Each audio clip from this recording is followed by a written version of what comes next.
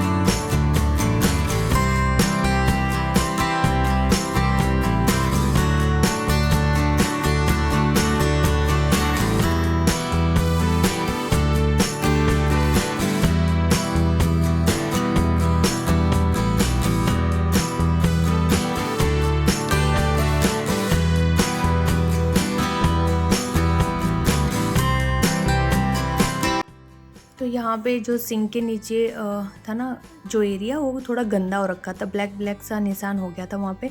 फिर मैंने यहाँ पे हार्पिक डाल के 5 मिनट के लिए छोड़ दिया, और जहाँ भी जितने भी काले निशान थे उन पे भी डाल के छोड़ दिया। और ऐसे हम हार्पिक डाल के छोड़ देते ना, तो थोड़ी देर 5-10 मिनट बाद जो जगह होती है ना वो अच्छे से क्लीन हो जाती है। तो यहाँ पे मैंने दूसरे सेक्शन को क्लीन करना स्टार्ट कर दिया। वहाँ पे हार्पिक है, जब तक कि वो अपना काम करेगा हम इधर अपना काम कर लेते हैं। टाइलें वगैरह मैंने सब अच्छे से क्लीन कर दी। तो इस बाथरूम की जो दीवार वाली टाइलें थी ना, वो इतनी गंदी नहीं थी, क्योंकि हम नहाने के लिए इसका यूज़ नहीं करते, बाकी वैसे यूज़ करते हैं। नहाने के लिए हम सिर्फ एक ही वॉशरूम का यूज़ करते हैं, क्योंकि वहाँ पे सारी चीज़ें रखी हुई हैं, तो दो बाथरूम में फिर मैनेज करना थोड़ा सा डिफ़िकल्ट हो जाता है। फिर उसकी क्लीनिंग भी वैसे ही हो जाती है, क्योंकि जो साबुन का पानी होता है ना, उससे टाइलें बहुत ज़्यादा गंदी हो जाती हैं। तो इसलिए हम एक का यूज़ कर रहे हैं यहाँ पे।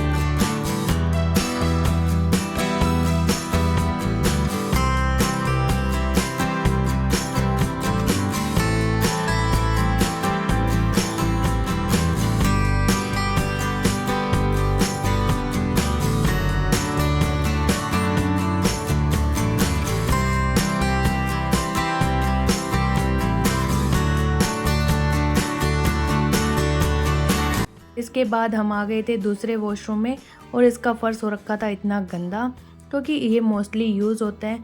तो इसको देख के मुझे ज़्यादा लग रहा था कि मेरे बाथरूम क्लीन क्यों नहीं हो रहे हैं। एक बार कर दिए थे, उसके बाद दोबारा हो गया था। तो फाइनली आज मैं इसको भी क्लीन कर दूँगी। उससे पहले मैंने कमोड पे और इस पे वॉश बेसिन पे डाल लिया था हार्पिक। और एक आता है ना बाथरूम क्लीनर वाला हार्पिक आता है रेड कलर का, एक ये आता है। तो दोनों सेम ही होते हैं, कुछ ज़्यादा डिफरेंस नहीं होता, केमिकल दोनों में वही होते हैं। तो दूसरे पे पैसे ख़राब करने के बजाय आप इसी वाले हार्पिक से क्लीन कर सकते हैं अपने वॉशरूम की टाइलें, वॉश बेसिन वगैरह। तो एक बार लेके आई थी मैं, उसके बाद तो मैं यही यूज़ कर रही हूँ। और जो रेड वाला होता है ना, उसकी तो स्मेल ही मुझे इतनी गंदी लगती है कि नाक में चढ़ जाती है सफाई करते करते। तो उसके बाद फिर मैं लेके ही नहीं आई उसको।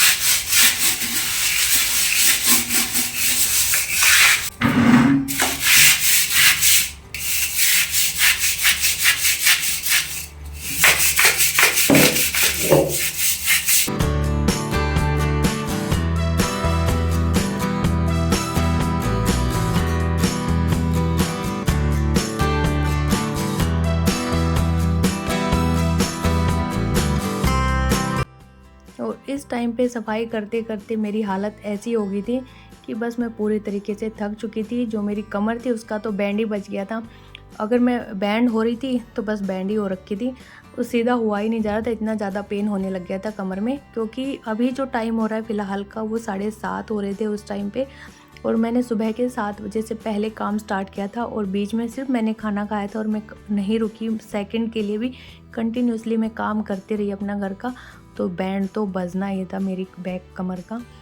तो यहाँ पे अपना जो बाथरूम था वो क्लीन हो गया, बस इसको फ्लोर को क्लीन करना था। और फ्लोर पे कितनी गंदगी निकल रही है ये देख के ही मैं हैरान हो रखी थी। बट हाँ, मन में कहीं ना कहीं सेटिस्फैक्शन भी था कि आज फाइनली अपना जो टारगेट वर्क थे वो सारे कंप्लीट हो गए, अपना वॉशरूम क्लीन हो गया। और एक और बात मैं आपसे बताना चाहती हूँ कि मेरे बाथरूम में ना जो छोटे वाले मच्छर होते हैं, जो इनको बाथरूम फ्लाई बोलते हैं, वो वाली हो गई थी। तो और आप लोगों के में भी होंगे किसी के में, तो उसका इलाज मैं आपको बताती हूँ। जो तेज़ाब आता है नाली साफ़ करने वाला, स्पेशल नालियों के लिए आता है, तो आप वो डाल दीजिए। उससे सारे के सारे मच्छर मर जाएंगे नाली की, और बिल्कुल ड्रेनेज आपका क्लीन हो जाएगा। तो मैंने वही डाला था, और मेरे दोनों बाथरूम के और किचन के जितने भी थे सारे होल क्लीन हो गए थे अच्छे से। तो वो इस वीडियो में आपको दिखाना भूल गई, लेकिन मेरा कोई नेक्स्ट व्लॉग आएगा ना, उसमें मैं आपको ज़रूर दिखाऊंगी कि मैंने क्या डाला था। तो यहाँ पे मैं नहा ली थी और नहाते नहाते मुझे हो गए थे 8:30। इसके बाद फिर मैं मम्मी को लेके गई डॉक्टर के, क्योंकि मम्मी के पैर में दर्द था तो उनको इंजेक्शन दिलवाया। सब्जी मैं बना के गई थी, रोटियाँ मैंने आके सेकी और साइड में मेरे कपड़े पड़े हुए हैं, तो ये मुझे फ़ोल्ड करने थे और जिसमें प्रेस के कपड़े थे वो मुझे प्रेस करने थे। तो मैंने प्रेस के कपड़े भी अंदर नहीं रखे, क्योंकि मैंने प्रण लिया था जिस दिन मेरी पोटली मैंने प्रेस की थी ना, कि अब से मैं कपड़े स्टोर करके नहीं रखूँगी, जमा करके नहीं रखूँगी, हाथों हाथ जिस दिन धोए उसी दिन प्रेस करके रखूँगी। तो इस वजह से इन कपड़ों को भी मैंने अंदर नहीं रखा, बाहर ही रखा हुआ कि मैं प्रेस करके ही इनको अंदर रखूँगी। और रात के मुझे 11:30 बज गए थे, मैं प्रेस करके ही सोई।